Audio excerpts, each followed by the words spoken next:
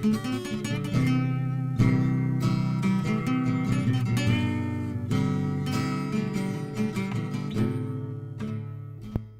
my friends. I am here with Janice Lung, and we're going to talk a little bit about her business and what she does and some of her background. And we decided that we're going to do an interview here because Janice is a very accomplished person, and I think that she has a lot to offer, a lot of value to offer.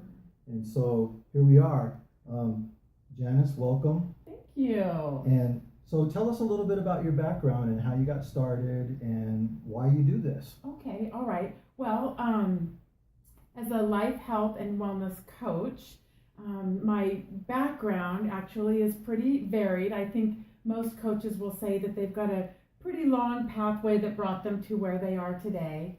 And I've got a pretty strong academic and professional background, but I actually came into coaching and to helping others through speaking in workshops through more of my life experiences that just led me to a place where I felt a calling to help other people, other individuals, and other groups of people create health and well-being in their own lives. So a lot of that was personal. Like I said, I have a pretty strong professional background, but it was personal experiences that happened in my life and with my family, and after a while I just felt this calling that I needed to dedicate myself to this line of work. I think that seems to be a lot of people who are into this sort of thing. I think it's so. a background. Was there a turning point somewhere that stands out to you in your life that caused you to go this direction? Yeah, that's a great question, and I don't know if it was a turning point as much as it was just an absolute moment of clarity. So I talked a little bit before about experiences with my family, but I lost a family member to a lifestyle-related disease. I lost a second family member to a lifestyle-related disease. I lost a third family member, and then finally I was diagnosed with cancer myself, and so I felt like I was getting whispers and yells and 2x4s from the universe that something needed to change for me. And then it was one day in a work situation, I just kind of had this moment of clarity, like I said, that my lifestyle is pretty healthy, but my work isn't supporting my best self. I'm going to make a choice right now that this isn't the work I'm going to do anymore. I want to be in a more positive endeavor, in a more positive industry, so to speak, and that's what brought me to coaching. Oh, that's fantastic. Yeah. That's fantastic. Yeah. I kind of feel like there's a movement in that direction. People are starting to wake up, and is that something that you kind of feel going on out there in the world I absolutely today? feel that way, yeah. And I see that in from two different perspectives. I see that from other coaches that I meet and interact with, and then I also see that in clients who seek me out, and maybe they don't want to change their career or change their direction in life, but so often many clients who come to me just reach a point where they want to change other aspects about their life. Right. So I feel stuck somewhere and want to move forward. They feel static. Yeah. Absolutely, yeah. I think we can all relate to that to a certain degree. I think we can. So let me ask you a little tougher question. What do you find most difficult about this type of coaching that you do?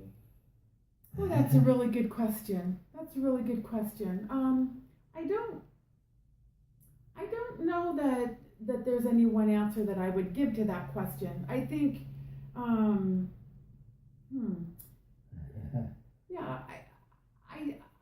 I think one of the hardest things so often is that I interact with and meet a lot of individuals who are on their life journey, on their pathway, and they're ready to make a change, and they want their life to be different, but they're just not ready perhaps to take that leap, to take that next step to make it happen. And so as a coach, what we know is that we can't make somebody else ready to change. We can't tell somebody or shake them or tell them to wake up. We can't tell them what they need to do. We just have to trust that everything happens on its own timeline and in its own way, just like it did for me, just like it did for you, and that when the moment is right for somebody in their life, then they'll be willing or able to take that leap, take that next step. So probably just trusting the timeline, I think, is one of the things that's hard. Yeah. Yeah, it is. It reminds me of a saying that when the student is ready, the teacher will appear. Absolutely. Absolutely. And that teacher's not always necessarily a human being. Sometimes it can be some tough situations in life that are your teacher. Yeah, absolutely. So, okay, so now to the easier part. What's the most rewarding about doing this? Well, that's easy. The most rewarding part is always seeing the excitement in another individual when something positive happens for them. And it's different for everybody, right? Different for everybody. For some people, they've never in their life imagined that they could enjoy exercise. For somebody else, they've never in their life imagined that they could enjoy healthy food. For other people, they've never imagined they could stop drinking. For others, they've never imagined that they could feel confident in themselves. So it's always just seeing the transformation in another person's body language, another person's eyes, another person's voice, and just how they're feeling just by a positive experience that they've had with change. So that's always the most rewarding. Yeah, it's and exciting to see somebody move forward. Yep. So especially after the things that you've done in your own life to do that. So So let me ask you this then: where do you go from here? What's your or where do you see yourself in a year or two, possibly? That's a good question. Yeah, great. Thank you. So, I've been working with individuals in small groups in the coaching realm for many years now. And I've been teaching courses around health and wellness to large, groups of 25, 30 students at a time. And where I'm going now in terms of my business is to scale up the coaching and scale up my presence and the groups that I work with by perhaps more speaking engagements, working with more work sites and workplace cultures to help promote health and well-being and transformation in that context.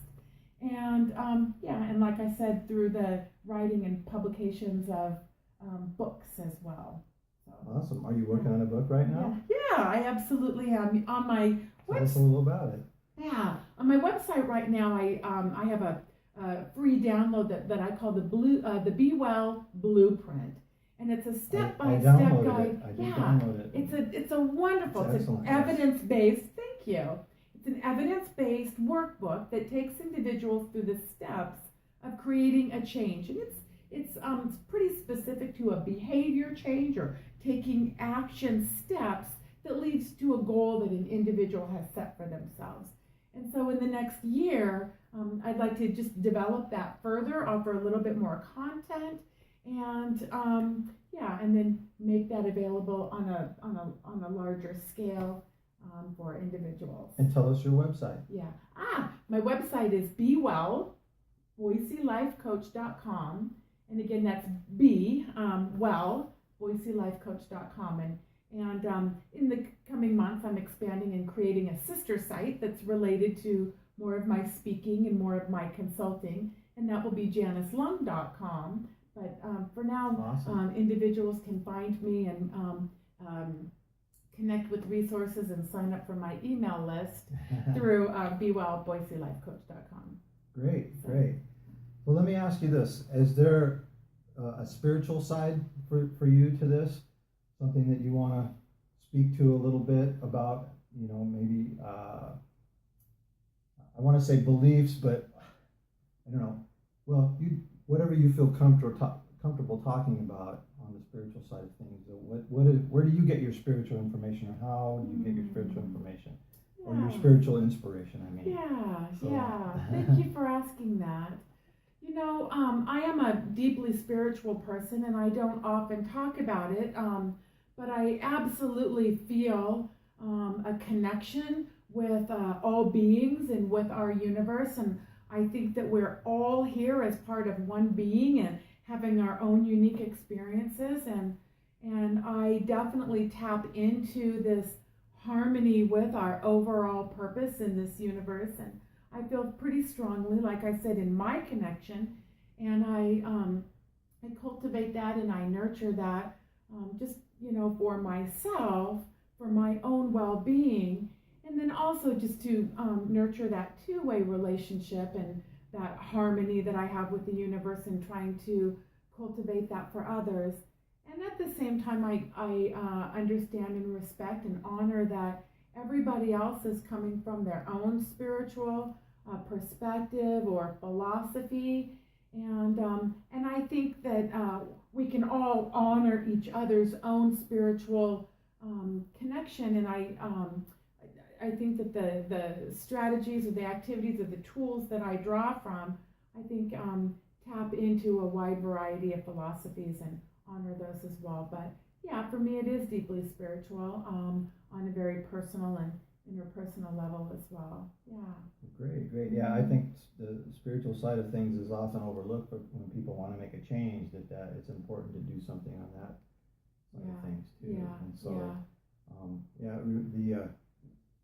the thing that comes to mind when you say that is we're all in this thing together, folks. We're absolutely we need to help each other out. Mm-hmm. Yeah. Whether we like it or not, we're in it together. Yeah, we are all one. All one, yes. But the thing is that our modern day life doesn't cultivate that. We have this tendency to think that either we're religious or we're not. Either we go to church or we don't. Yeah.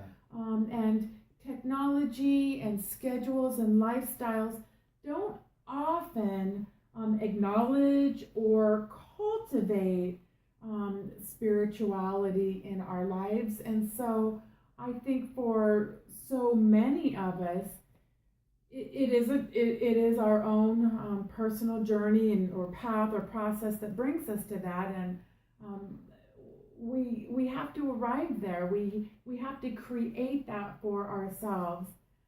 It's not so easily presented and then nurtured for us. Yeah. So, well, and kind of like anything, if you want to get good at something, you got to practice. you absolutely do. Yeah. Gotta put your mind and energy and focus there. Right? Yeah. And your spirit. So. Yeah. Okay. Well, is there any advice that you would give people right now? Let's say somebody's feeling like they want to make a change, or maybe they're not even sure they want to make a change. They just feel like something's missing. Life just seems stale to me. What advice would you give somebody who's kind of approaching that, or at least entertaining that thought now and then, and as they go through their day-to-day routine? Oh, that's a great question. Thanks for asking that. I guess there's two responses that come to my mind when you ask that question. And the first one, the first piece of advice is kind of a philosophy that coaching comes from, and that's the idea that all of us, all individuals, everybody, we're already exactly where we're supposed to be. We're already perfect and whole. And if we're feeling this sense of discontent, if we're feeling this need or this urge or this desire to move forward, my advice is listen to that, because that's coming from a place of incredible wisdom and insight. Discontent is a message that we need to honor from ourselves.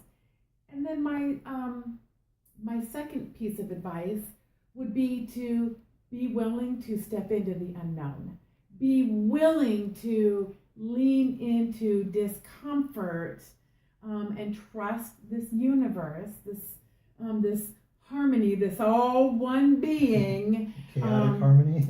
ooh, there we go. That's a great term. But just to trust that it all has a purpose and that it will end up just as it's supposed to be as well. And so, yeah, somebody's got our back, and we may not know who that somebody is, but yeah, somebody's got our back, and it'll all work out the way that it should. So to listen to ourselves, listen to discontent, listen to need to change or to move higher, to move forward, and then be willing to lean into or step into the unknown and fear and discomfort. 2 pieces of advice when you ask for one. Great one. I think fear is probably one of the biggest limiters to the human race, period. I mean, we have all kinds of fears and don't even realize it, some of it. Or we have things going on that prevent us from doing stuff and we don't realize it's actually a fear until we really focus on it.